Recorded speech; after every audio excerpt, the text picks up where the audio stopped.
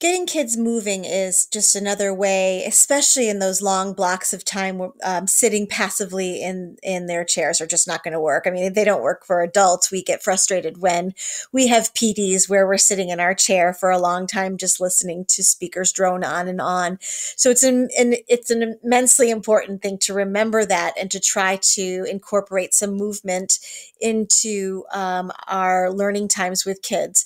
Another amazing strategy from Harvey Daniels is text about texts. And basically, what this is taking a reading and splitting it up so that there are sections of reading at different tables, and the kids move around and uh, read the reading, and then on a large paper where everyone can write, they're writing down their thoughts. Let me show you some pictures. So in this uh, picture, you'll see here's the text here, and the text is here and text is here. That's all the same text. The teacher leaves post-it notes or markers, and they can actually write right on this paper.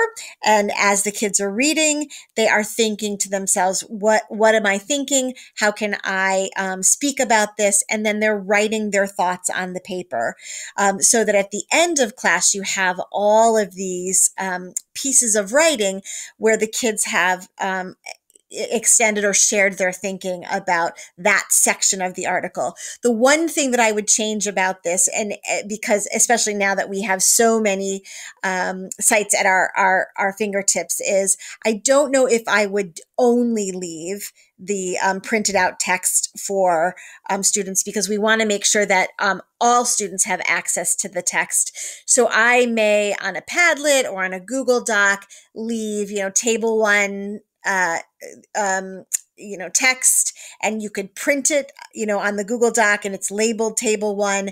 And then there could also be a link where you are reading it to the students, because if the point is to teach them the content and not, teach them how to read, you want to make sure that that content is accessible to all. So that's the one thing I might change here, is to ensure that it's not just printed text, but that the kids could listen to it somehow, because otherwise they can't participate in this moving activity. So the kids go to table one, they somehow access the text, and they write it. So you can see here's the kids, and you can see that they're starting to add their thoughts onto the writing. They're up, they're moving around, they're thinking, they're being engaged in an authentic way. They must participate, so there's nothing passive about this. Here's an example of, what it looks like. So there's the text, and, the kids are making arrows and writing things. They're also reading their friends and responding, agree. So it's a really, really meaningful way to get kids to read something or listen to the reading, and to respond, to ask questions. Some teachers, to get their kids to think in terms of like, how can I respond to this? They often add to the tables codes that they could use. Like if you have a question, make sure that you use a Post-it and you say Q, like whose name. Here's another code. Who is she talking to on the phone? Here's a question.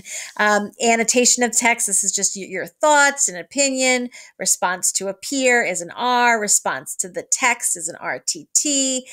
Drawing or graphic. I love that the teacher has included that. And then off topic. This makes me think of this.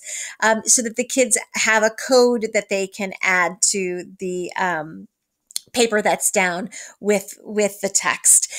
All of these pictures, and there's a great article on the Unquiet Library librarian blog. That's where all of these pictures come from.